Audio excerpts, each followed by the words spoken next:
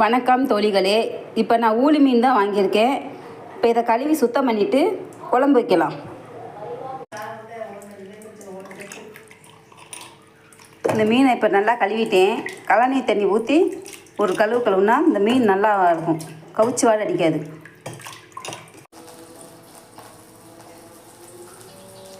புளி தேவையான அளவு ஒரு எலுமிச்சம்பழம் சைஸ் புளி எடுத்துருக்குறேன். தேவையான அளவு எண்ணெய், நல்லெண்ணெய் ஊற்றிக்கோங்க. அதில் சோம்பு சிறிதளவு, வெந்தயம் சிறிதளவு. இது வெடிச்சிடுச்சு.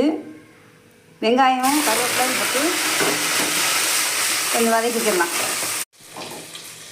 இதில் தக்காளி 2 தக்காளி, சின்ன தக்காளியாக 2 தக்காளி, இதையும் போட்டு நல்லா வதக்கிக்கலாம். இதை வீடியோ எடுக்க மறந்துட்டேன். இது சோம்பு, மிளகு, பூண்டு இதை அரைச்சிட்டு இந்த குழம்புக்குள்ள போட்டுக்கலாம்.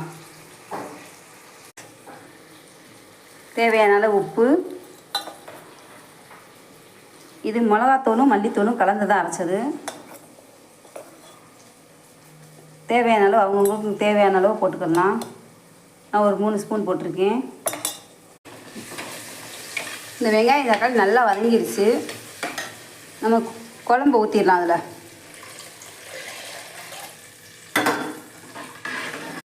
உப்பு செக் பண்ணிவிட்டு அப்படியே மூடி வச்சுருங்க.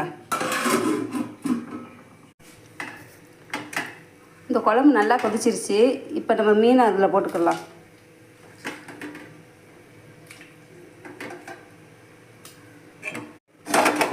மூடி வச்சிடலாம்.